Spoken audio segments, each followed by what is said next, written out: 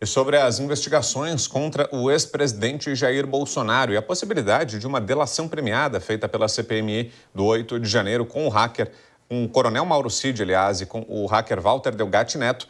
Vamos conversar agora com a advogada Fernanda Fritoli, que é integrante da Comissão de Direito Constitucional da OAB de São Paulo. Doutora Fernanda, boa noite. Obrigado pela entrevista. Boa noite, eu agradeço. É uma honra estar aqui com vocês da Jovem Pan. A honra é nossa, doutora.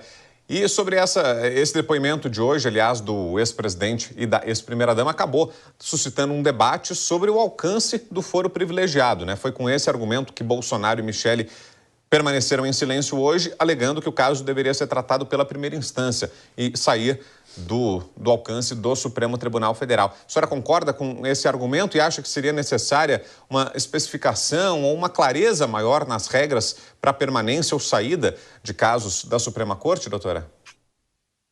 Então, em regra, né, a partir do momento que o presidente, né, ele não está mais no poder, ele perde o foro privilegiado.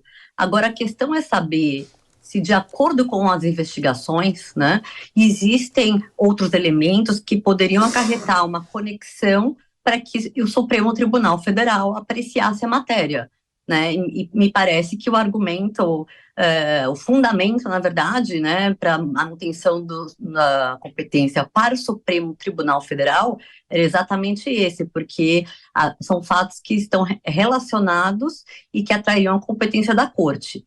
Agora, em relação à questão deles se recusarem a depor, isso é um direito constitucional, né?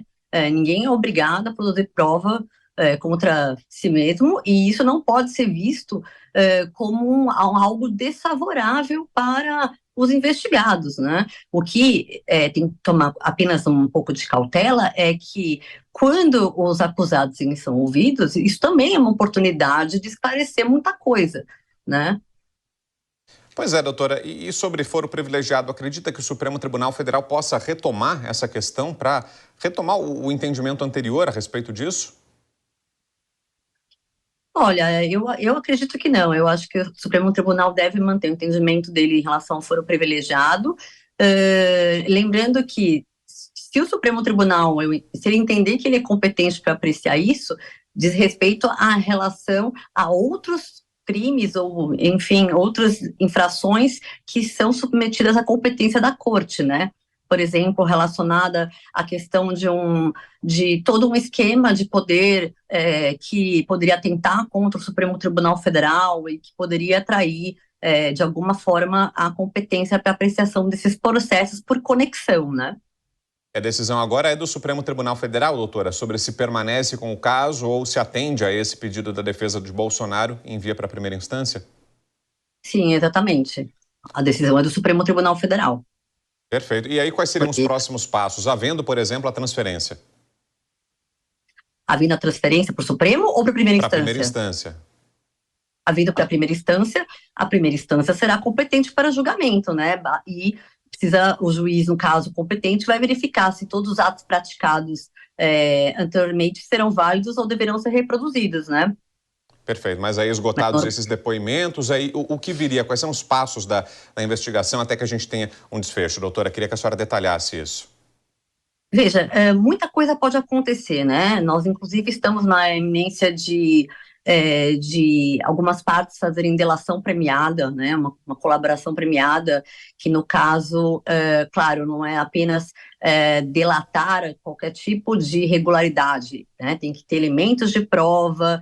E aí, no caso, a pessoa que será delatora, ela se beneficiará se o acordo, enfim, for homologado, se ele conseguiu contribuir para as investigações com benefícios, né?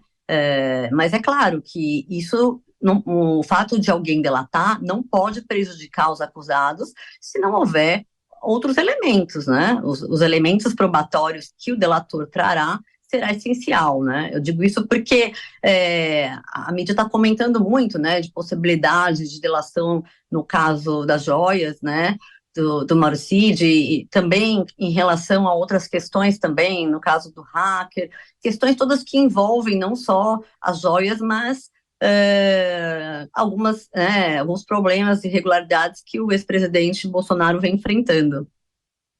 Doutora, e falando sobre a possibilidade, que eu mencionei aqui no começo, um outro assunto, a possibilidade de delação premiada na CPMI do 8 de janeiro, que seria o uso de um instrumento inédito, né? Já recebeu o aval da Advocacia do Senado, mas agora falta que os convidados aceitem, né, essa proposta. São os dois cotados, o tenente-coronel Mauro Cid e o hacker Walter Delgatti Neto. Queria que a senhora explicasse para a gente, tem alguma diferença em relação ao processo de delação premiada que a gente ficou conhecendo com mais afinco no período da Operação Lava Jato, a delação firmada com o Ministério Público e com a Justiça, ou não? Seria semelhante? Quais são as diferenças nesse processo? Veja, eu acho que se a CPI, a Comissão de Parlamentar, né, mista de inquérito, está propondo essa possibilidade de delação, mas eu acredito que o Ministério Público tem que participar disso, né, desse ato, desse negócio jurídico, porque senão poderá não produzir efeitos em outras esferas. Então é uma questão arriscada afirmar qualquer tipo de acordo sem a participação do Ministério Público. Muito bem, ouvimos aqui a doutora Fernanda Fritoli, advogada integrante da Comissão de Direito Constitucional da OAB São Paulo. Doutora, obrigado pela presença. Boa noite. Eu que agradeço. Boa noite.